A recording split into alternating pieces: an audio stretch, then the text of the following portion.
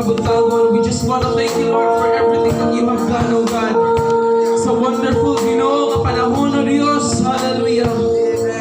Ginoong Diyos, sa malipayong kasing-kasing, Ginoo, nga imong ihatag karon sa amo, O Diyos. Hallelujah. And even, Ginoong Diyos, sa magmadaubon, Ginoo, nga espiritu nga amo nang nadawat gikan diha kanimo, O Diyos. Hallelujah.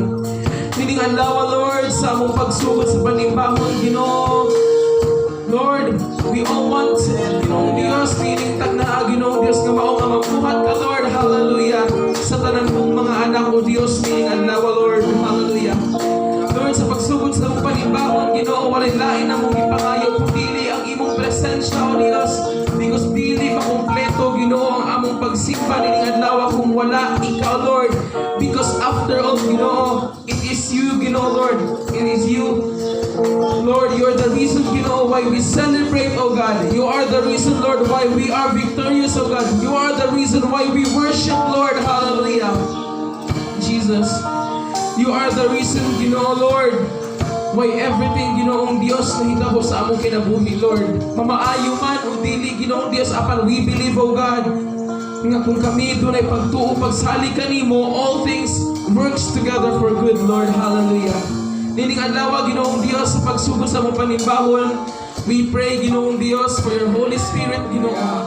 Lord, nga mapuno ang kasing-kasing gunahuna sa kalipay, O Diyos. Hallelujah. Kalipay nga dili ma-provide, Ginoong Diyos, sa kalipay nining kalibutan, Lord. Hallelujah. Ginoong Diyos, nining adlaw sa mong pagsimba, Ginoo, we just want to pray as well, Ginoo, Lord, sa pagpanalangin nining mga anak ni mo, Lord. Kami nga niya karon, O Diyos. Hallelujah. Nga nagkakiusa, Ginoo. And as well, Ginoong Diyos, sa mga igsoon, Lord, nga padulong, Ginoo, ang sa balay alapuanan, O Diyos. Lord, protect them, O God. I-guide ang ilang dalan, O Diyos, paimon nga hindi, Lord Jesus, na mag-aabot sila safe and sound, Ginoo, nga walay kapulian, Ginoo, Diyos. Hallelujah. And as well, Ginoo, sa among mga igsoon, Lord, gawa na, Ginoo, kahigayon, O Diyos, paghatag tayo diha kanimo, Lord. But I know, Lord, we believe, Ginoo, nga ikaw na higugma kanamong tanan, O Diyos. Hallelujah. Busa, we just want to pray, Lord, nga ikaw, Ginoo, maghahatag divine intervention sa ilang kinabuhi, Lord, that they may realize, Ginoo, one day sa ilang kinabuhi, Lord, natagaan ka na nila, Ginoong Diyos, o panahon, Ginoo, sa pakigduyog kanimo, O Lord, sa pakigbuild of relationship diha kanimo, Ginoo. Because it is not enough, Lord, na maila ka na mo sa imong pangalan, Ginoo. But Lord, the most important thing of all, Ginoo, nga makabuild kami of intimate nga relationship uban ikaw, O Diyos. Hallelujah. Kaya posible, Ginoo, nga maila ka na mo sa pangalan, Ginoong Diyos. But Lord, the real question is, Ginoo, Lord, kinsa ka sa among kinabuhi, Lord. Mao ka na ang angay namo ka matubag ug ma-discover, O Dios. Usa-usaon man namo ka na, Ginoo, pagtubag kung dili namo isulay ang kaugalingon sa paghinguban kanimo, Lord. Hallelujah. Ni ana pamaagiha, Lord Jesus, maila ka namo, Lord, not just my name, but in your goodness, Lord. Hallelujah. Busa nining adlaw, Lord, sa mong panimbahon, magasugod sa Sunday school teacher, sa service leader, sa worship team, Lord, for the praise and worship. I-bless ang matag usa ka namo, Lord. Jesus, sa matag role, Ginoong Diyos, ikaw, Ginoo, magkahikap sa kasing-kasing, unang-una sa mga skills, Ginoo, Lord. Noong tana, there is skill development, Lord. Hallelujah. As well sa heart, Ginoong Diyos, nga magasubay sa imong mga pulong, Ginoong Diyos, aron magatubog, Ginoong Diyos. Hallelujah. And as well, Ginoo, sa salapianong bayan for tithes and offering, O God, sa maghahalad ng awit, sa maghahatag, O Diyos, i-bless, Ginoo, Lord. Lord Jesus, dili mag-matter, Ginoo, kung sa kagamay, kung sa kadako, Lord, but ang mag-matter, Ginoo, kung sa Lord, kung uban pa kini sa gugma, Ginoo, nga paghatag. That's the most important thing, Lord Jesus, ngayon yung ginalanta. Busa tabangi kami, Lord, that as we give, Ginoong Diyos, our part, Ginoo, Lord, sa pag-offer diha kanimo, uban kini, Ginoong Diyos, sa gugma, Lord. Hallelujah. Tungod kay kami imo namang anak, we believe, Lord Jesus, nga ikaw, Ginoo, ang mao'y magatakbo sa tanan namong panginahanglan ug walay amoy namo ikabalaka, O Dios. Hallelujah. And lastly, Lord, we want to pray, Lord Jesus, for your word, Ginoo, nga i-share o niya, Ginoong Dios, sa among, Ginoo, Lord. That, Lord, may these words, Ginoo, Lord, maka-fuel, Ginoo, sa mga huna o kasing-kasing, Ginoo, Lord. Hallelujah. nga Lord Jesus, sa among pagkinabuhi ng Kristohano, Lord, mag-develop kami, Ginoo, not just, Ginoo, Lord, hallelujah, sa amo ang physical nga pag-development nga every Sunday, Ginoo, Lord, magatunga, Lord, but as well, Ginoong Dios, even, Ginoo, sa pagpanguli namo, O Dios, sa among pagbulag-bulag ni ini nga lugar, Ginoo, bit-bit gyapon sa among kasing-kasing, Ginoo, Lord, ang imo mga pulong, Ginoo. Hallelujah. Kanang tanan, O Dios, nga among giampo karon, Lord, dili gid ka na ma-provide kung wala ang imong giya, O Dios. Hallelujah. Busa kanimo lamang, Ginoo, itugyan ang tanan, O Dios. Dalaygon ka pasalamatan hangtod sa kahaturan, Lord. Dumong himaya diha lamang kanimo sa pangalan mo, Jesus. Amen. Amen. Hallelujah. Karon iso na itong ihatag ng panahon sa magaduman sa Sunday School.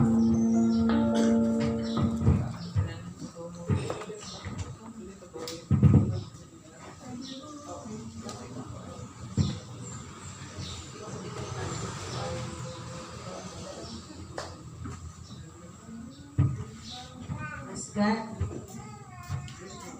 May muntag ison. So, dili pa gyud kita na adri tanan karong rasa, no?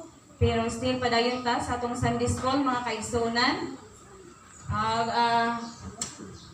Atong pasalamatan atong binga Dios nga naata karon, alay ta. Amen ba? Praise God. Hallelujah. Bisan pag gikusok-usok ta sa tanan nga mga pagsulay, or bisan pag kanang bisag unsa na lang gyud ang mga plano ni taning para sudlon taniya para iyatang kintalon, pero still nagpadayon ta sa atong pagpangalagad. Amen ba? Amen. Okay, so itong naging Domingo, unsa may inyong naibalaan? Na ba may naibalaan sa atong Sunday School itong naging Domingo? Na ba may nagdumduman? Inyong bang gibit-bit matud pa sa ato ang opening kuan ganina? Nabitbit ba nato? Nabatay nabitbit, no? Sa atong pagpamauli, nabatay na bit-bit nga mga pulong sa Dios. Sa ato ang una-una o sa atong kasing-kasing. Still na pa ba karon? Ha?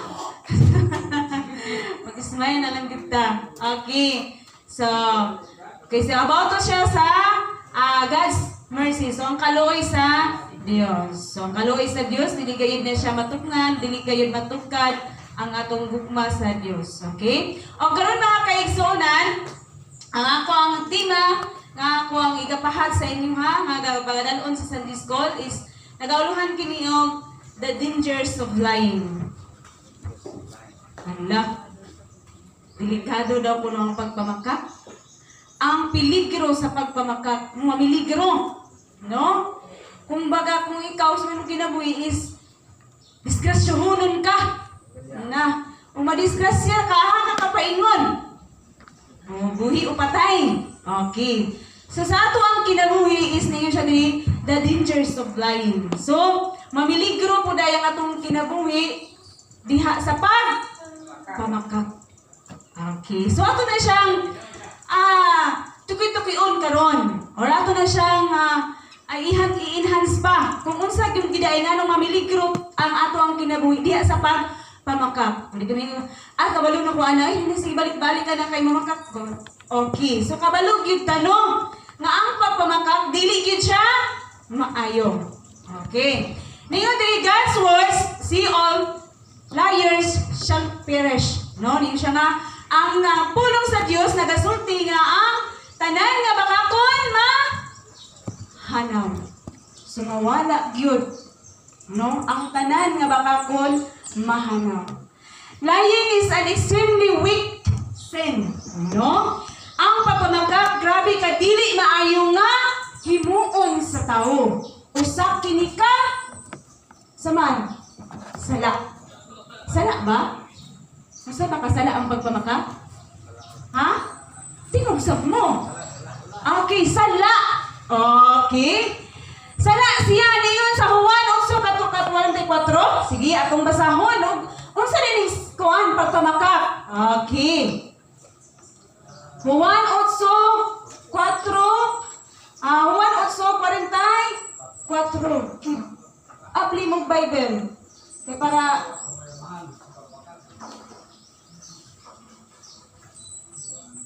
okay, niyo siya Juan 8:44. Niyo ang pulong sa Dios. Ha?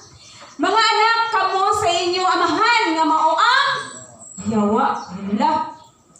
Kung mamakap dita, kita ang anak sa yawa. Amahan na to si Satanin. Na delikado. Dito na to. Lahi na to amahan. Okay. Padayon ta. O buot ka mo musunod sa mga tinguha sa inyong amahan. O kaya atong amahan mauman ang yawa. Subuot po di ay tama musunod sa iya ha. Yapak. O. Mamumuno siya sukad pa sa sinugdan. O. Wala gayon siya mudapig sa kamatuuran. Kaya wala man kaniya ang kamatuuran. So kung mamakap ta, wala ta sa kamatuuran. Kuha na ito na? Okay. Kung mamakap siya, natural lamang kaniya. Okay. Kung mamakap ka, natural lang na sa para sa imuha. Kay mauman ang imuha, gialagaran. Okay. Kay bakakon man siya, o amahan sa tanang bakak. So mauna siya mga kaigsunan. No? Klaro kaayo nga pagkasulti ang pulong sa Dios once nga namakakta dili ta mahimong anak sa Dios. Ano ba? Kung mamakakta kinsa ba itong amahan? Si Tanin. Okay? So dili gid ay dapat mamakak ang anak sa Dios. Okay. Kay kung mamakak ka wala na pud ka na isubay sa kamatuoran sa Diyos. Kung mabala ko na? Okay. O mingon pa yun siya diriya. Sa 1:1:5, 16 hangtod sa 17. Okay. Atong basahon ni. Mingon sa diri sa 16. Okay. Ngayon na pulong sa Diyos. Kaman 16, 17 man ako yung okay? Kung may makakita sa iyang isig ka magtotoo nga makasala, apan sala nga dili mo sangpot sa kamatayon, kinahanglan nga magampo siya sa Dios. Hatagan sa Dios o kinabuhi ang maong magtotoo. Kinialang lamang sa niadtong nakahimog sala nga dili ikamatay. Apan adunay sala nga mosangpot gayon sa kamatayon o dili na kinahanglan nga magampo pa kamo alang niini. Okay, so kung magpinakakta, kanya kung permanentihon na to, kung naanda ni nato sa ato ang kinabuhi, kung na lifestyle na nato ang pagpamakak, masay giingon, musangpot yun sa pagpakasala. Kung ang sala, na ay sala, na ikamatay, o na ay sala, nga masaman. Sa to, nga dili na kinahanglan, di na madalampo. Wala na to? No? So, mao ginay samputan mga kaigsunan. So, importante kayo na itong topiko karon nga miligro gyud ang ato ang kinabuhi kung magsigi tag pamakak. Amin ba? Dili man sa ingon nga perfecto ta. No? Makapamakak man ta, pero kung kabalo na gani ka, ayaw na o utro-utroha. Ayaw nagbalik-balik ka.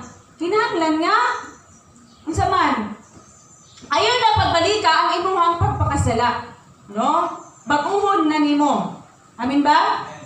Nayon dre, third definition of lies. No? Una, a lie is a false statement made with deliberate intention to deceive. No? Niyon siya, ang bakak usa ka sayop nga pahayag nga gihimo nga adunay tinuyo nga katuyuan sa pagpanlimbong. Kung mamakap ka, usa na siya kadakong sayop, mga kaigsunan. Kay nagpahayag na nga imo siyang gituyuan, no? Imo siya nga gituyuan og makahimo ka og panglimbong sa imong isig katawo. So kini manggong pagpamakap mga kaigsunan. Mao ni akong gitopiko karon mga kaigsunan. Kay isa pud ni siya nga gamiton mitaning para nga maguba ang relasyon ninyo sa inyong isig ka. Mausaman higala